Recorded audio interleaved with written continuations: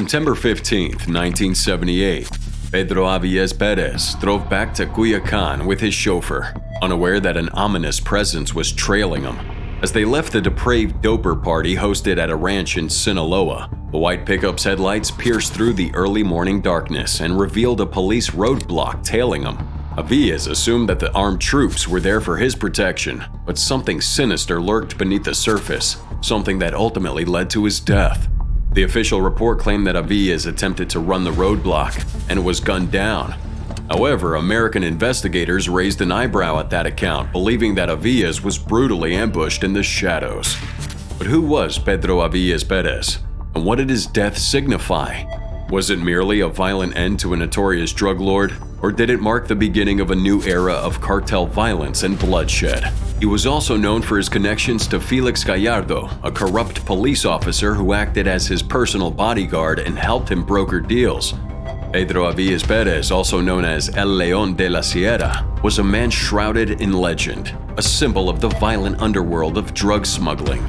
He is considered the first generation of major Mexican drug smugglers of marijuana, and was also the first to use aircrafts to smuggle drugs into the United States. His top lieutenants, Rafael Caro Quintero and Ernesto Fonseca Carrillo, learned everything they could from him, watching his every move. They were an exceptional group, raised in the fertile doper soil of Sinaloa on Mexico's northern Pacific coast.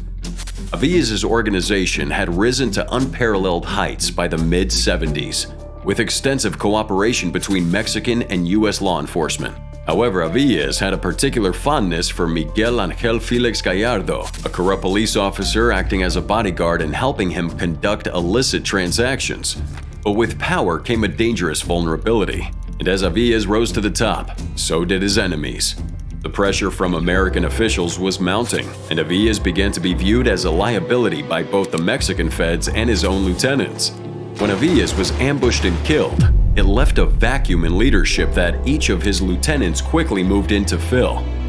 Whispers in the underworld suggest that Aviles' demise was not merely the result of cooperation between Mexican and U.S. enforcement, but a meticulously planned execution by his own trusted lieutenants, Caro Quintero and Fonseca Carrillo, in collusion with the corrupt police officer Felix Gallardo.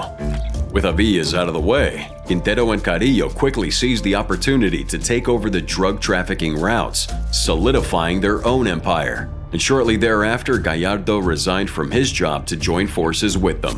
And this is really when the infamous Guadalajara Cartel came together, a name used to strike fear into the hearts of many, with unparalleled size and reach. This drug enterprise was unlike any other cartel that had previously emerged from Mexico. It was a group of Mexican drug traffickers saying, okay, let's share our resources. Their number one rule was simple. To cross them was to invite certain death, and the people of Mexico lived in fear of their power for over a decade. In its prime, the Guadalajara Cartel stood as the sole drug trafficking organization in Mexico, boasting a corruption network that spread like a deadly virus, infecting every corner of the country.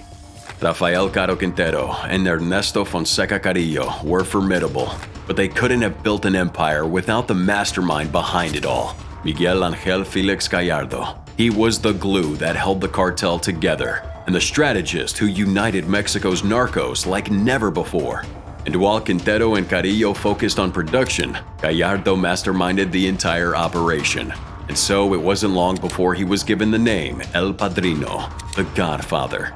At first, the Guadalajara Cartel dealt in marijuana and was the first to introduce ensamilla to the Mexican drug market, which is a type of seedless marijuana that was in high demand in the U.S. And so the cartel found itself at the forefront of a booming new industry, raking in unimaginable wealth and power. However, they soon realized that the real money was in cocaine. Gallardo brokered a working relationship between the Mexican trafficking organizations and their Colombian counterparts, especially those in the Cali cartel. The partnership exploded, with the DEA estimating that 50% of the cocaine shipped by Colombian organized crime groups towards the United States transited through Mexico. The cartel's profits soared, and they were lulled into a false sense of invincibility. They believed their limitless cash would protect them from all and everything, but they were wrong. With power comes risk, and the cartel soon found itself facing a new set of challenges in the form of increased scrutiny from law enforcement, especially the American DEA agents. And yet the cartel's grip on the drug trade remained firm, as they trafficked multi-ton shipments of cocaine and marijuana each month. But little did they know that their reign of terror would come to an abrupt end, because of one fateful decision that would later turn out to be their biggest mistake. What's that, you ask? The answer lies ahead. The downfall looms. Deep in the heart of Chihuahua was a vast 2,500-acre marijuana plantation site called Rancho Bufalo, which was a thriving operation by the notorious Guadalajara Cartel under the protection of the corrupt DFS, which was the Mexican intelligence agency. With barracks for 7,000 workers, state-of-the-art irrigation systems, and warehouses for processing and storage, the massive operation produced billions of dollars per year in revenue. Of course, one would think that such a well-guarded and lucrative operation would remain shrouded in secrecy, protected by endless layers of bribes and corrupt alliances. But as it turned out, the mighty cartel's efforts to safeguard their illicit empire were nothing but a futile attempt to ward off the inevitable.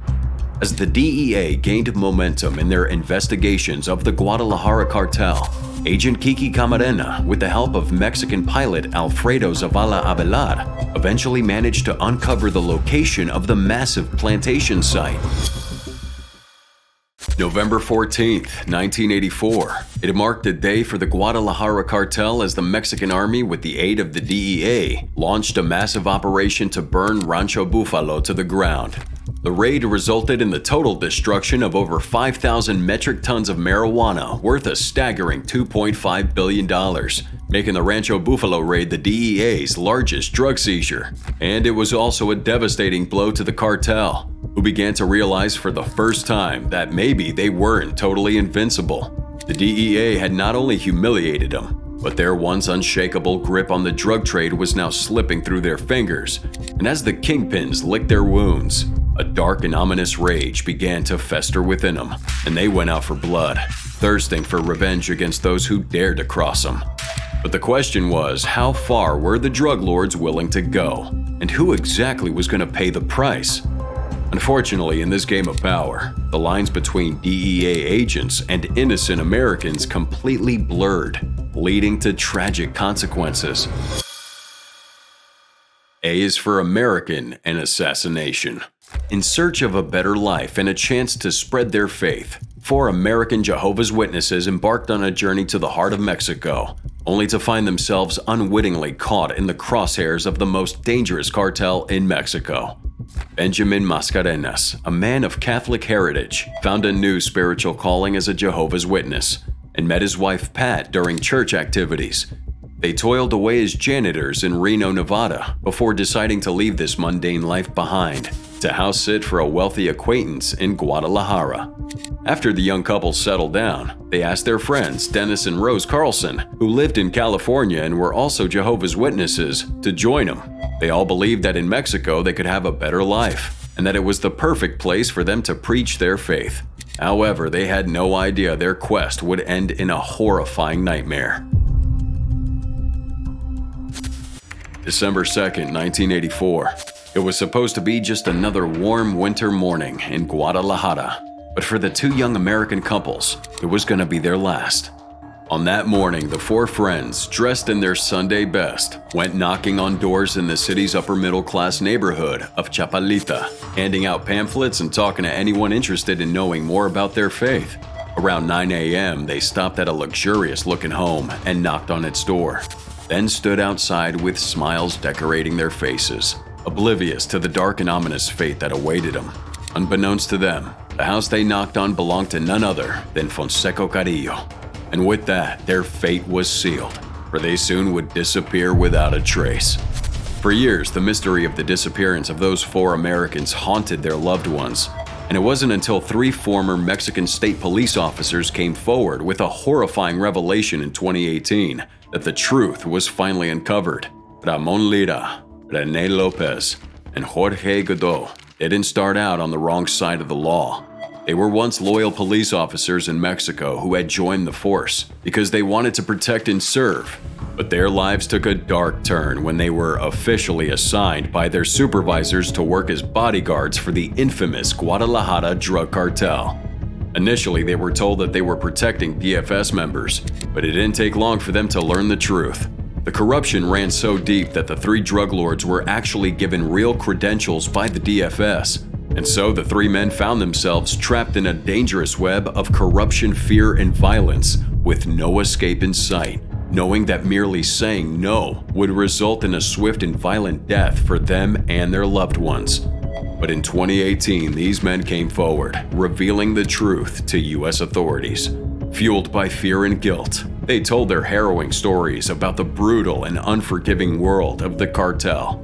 They spoke of their involvement in kidnappings, murders, and other violent crimes on behalf of the cartel, and they revealed what really took place that winter morning in December 1984. Carrillo's son-in-law peeked out the window and saw the four witnesses waiting outside. He heard them talking and figured they were Americans. So he hurried to Carrillo and told him about the situation, and he suspected that they were undercover DEA agents. At the time, the three officers were present at the house, and Carrillo gave an order: get them. When no one answered the door, the couples had already started walking away and separated from each other. Carrillo's men targeted the women first and forcibly took them away in a car. The husbands, witnessing the violent abduction of their wives, didn't resist when they too were kidnapped by the same assailants. They were taken back to Carrillo's house, tied and interrogated by Rene, the bodyguard police officer. He said he talked to them softly. They told him they weren't DEA and that they were nothing but missionaries preaching the word of God. Rene believed him, but at that time, Carrillo's paranoia was out of control. He ordered for them to be hauled out of his house and into a small apartment he owned. There, they tried to break free, but were beaten into submission. The situation for the kidnapped Jehovah's Witnesses continued to be grim as they were taken to a ranch outside the city. The men were placed in horse stalls, while the women were confined to a bedroom. The captors removed all the victims' clothes to prevent any other escape attempts. The fear of what was to come next hung heavy in the air as they awaited their fate. To make matters even worse, they were interrogated at the ranch by the hands of none other than Joaquin Guzman, better known as El Chapo, who had been mentored by Felix Gallardo and would later ascend the ranks to become the notorious drug lord he's known as today. According to the three officers, El Chapo had a penchant for blood and enjoyed inflicting pain and suffering on his victims during interrogations, so he subjected the four witnesses to all kinds of physical and psychological abuse. The men and women were put in a room together, and El Chapo ordered his men to assault the women in front of their husbands. Dennis, a vet from Vietnam, started fighting back, but his bravery did nothing but leave him all black and blue. Finally, when El Chapo satisfied his sadistic streak, he ordered his men to dig a large hole in the ground. The Jehovah's Witnesses were all taken out of the house one by one and brought to stand in front of the grave. He enjoyed watching them beg for their lives before shooting each one of them in the head and dumping their bodies in the grave, where their bodies remain to this day, buried deep as they've never been found. The cartel's thirst for revenge had no end, resulting in the murders of two more Americans weeks later, also mistaken for DEA. In addition to the kidnapping, torturing, and brutal murder of a real DEA agent, Kiki Camarena, would turn out later to be their biggest mistake. The U.S. government implemented a massive operation to deal with the fallout from Kiki's murder, with the sole goal of bringing those responsible for his murder to justice at all costs. Felix Gallardo, Caro Quintero, and Fonseca Carrillo were ultimately caught and brought to justice, each given a 40-year prison sentence for their involvement in the kidnapping and murder of Camarena. Investigators from the U.S. suspect that the bodies of the four Jehovah's Witnesses were buried in the same Guadalajara park where Camarena was initially buried. And who knows how many more bodies lie there, buried 6 feet under, serving as a chilling reminder of the cartel's ruthless power and their unquenchable thirst for revenge.